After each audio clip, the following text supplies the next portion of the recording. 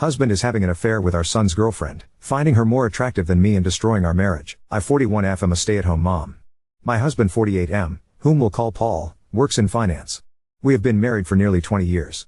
We have 2 kids, whom we'll call Eric, our 18-year-old son, currently a senior in high school, and Mary, our 15-year-old daughter. They are both the lights of my life. My marriage with my husband has grown somewhat stale over the years for a myriad of reasons, such as his work schedule and how I've aged poorly since we first met. Our son Eric has a girlfriend, 18/F, whom he's been dating since they were freshmen in high school. We'll call her Amy. Eric absolutely adores Amy. She's his first love, and she's someone I've always considered as family. This makes the whole situation emotionally excruciating for me. Last week I inadvertently saw my husband's phone screen and got a glimpse of a text thread between my husband and Amy, our son's girlfriend, and I read what looked like a message of her telling him that she misses sucking his cock.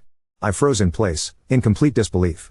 I spent most of the day convincing myself that I must have misread what I saw. However, I didn't misread it because, over the last several days, I discovered a file on his computer filled with tons of BDSM porn. He clearly has a porn addiction. He also has saved photos of Amy from her Instagram on his computer. Although they weren't inappropriate, she was fully clothed, it was still the proof I needed to confirm that I wasn't going crazy. I also looked at his phone during opportune moments and saw more of their interactions. I wish I had never looked. They were filled with mean, horrible things said at my expense, with him constantly comparing me to her. He would call me fat and old, among other things, with Amy LOLing. I've always had hunches or paranoid feelings that Paul has been cheating on me, but never in a million years could I have fathomed something like this. Last month, I found a thong in our bedroom that I know wasn't mine. I turned a blind eye to it, being naive and acting like it was maybe our daughter's, even though that made zero sense. Not only is he cheating on me, but he's betraying our son. I'm completely devastated. I don't even think words can adequately describe the dread, anger, shock I feel right now. I'm totally overwhelmed on how to handle this because obviously action needs to be taken, but I'm terrified of what kind of psychic blow this will be for my son. I have no idea how to even broach this completely fucked up topic with him. I wouldn't wish this predicament on my worst enemy. I can't even believe I married this scumbag in the first place. And then my mind started to race, realizing that I started noticing specifically unusual behavior from him around the same time Amy turned 18. Was he waiting for her to turn 18 before pursuing this affair? There's so many layers to all of this, and I'm completely paralyzed with fear and dread about it all. None of it makes any fucking sense. How did this happen? Am I that much of a stupid idiot that I let all of this happen under my watch? Eric adores Amy, and the thought of revealing this sickening truth to him terrifies me. The impact on his young heart and mind could be devastating. My heart aches for Eric and Mary, who are completely innocent bystanders. Update 1: Paul has tried to call my cell phone several times a day.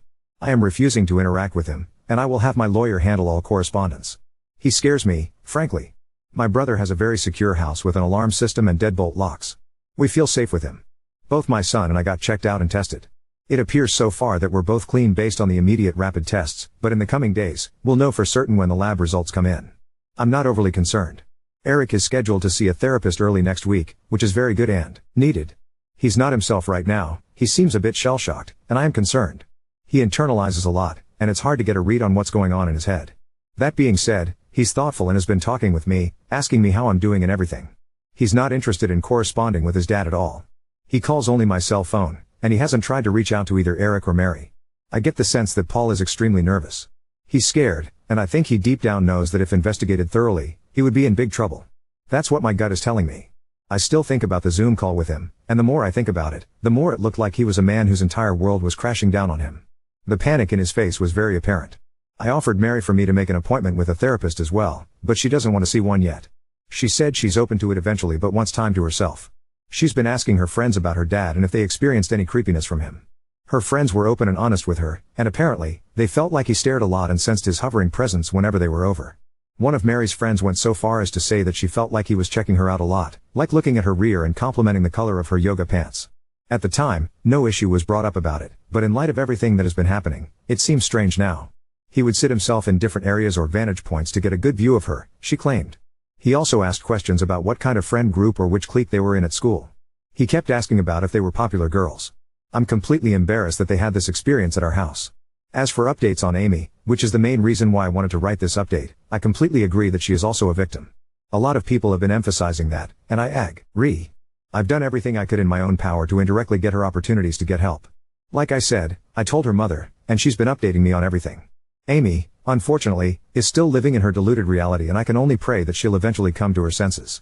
She doesn't want to see any doctors or therapists at all and has been constantly trying to reach Paul because, again, she believes that they are in love. From what I've been told, she hasn't been able to get hold of him, and he's been avoiding communication with her completely. Amy blames me for that and believes I took away his devices and am very controlling. Any truth that her mother tries to convey to her is met with conspiracy theories and hostility. Amy looks at me as a villain and still sees Paul through rose-colored glasses. Her mother showed her screenshots of his dating app profiles and matches, and she refuses to believe it, saying I photoshopped it. According to her mom, Amy keeps saying things like everyone is just mad because she found herself a real man and that I'm jealous because she takes better care of him than I do. It's in line with some of the conversations I screenshot, where a lot of what Paul says is him complaining about things I don't do for him sexually. Right now, she's insistent that she and Paul will be together in the long run. Ugh, he's honestly a slimeball. I can only hope that Amy comes to her senses, but me directly intervening doesn't feel like it would be productive at the moment, maybe eventually though. Update 2: the divorce is very much underway. I'm not going to get into the specifics of it all because it's ongoing, and I want to make sure everything is going to go smoothly. I got temporary custody of Mary. Paul also has to pay temporary child support. There's a protective order, Paul can't contact us or come near us. Right now, we're just focusing on getting through this legal mess.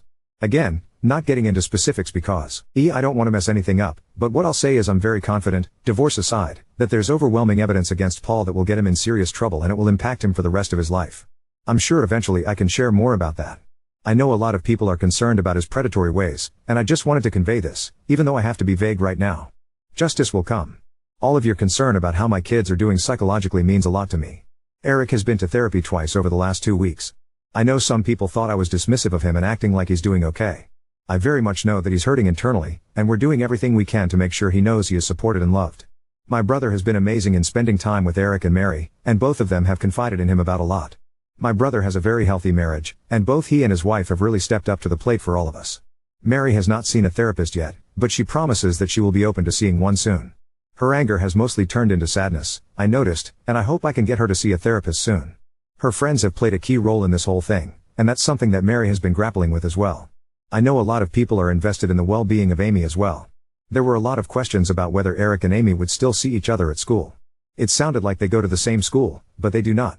Eric and Amy went to the same junior high school and knew each other even then, but Amy ended up going to an all-girls Catholic high school while Eric, and Mary too, stayed in the public school system. We all lived in the same town, and over the summer heading into freshman year is when they were getting to know each other and when they started dating.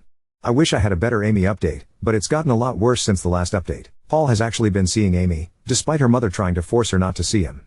She tells me that Amy says she's 18 and an adult, and she can do what she wants.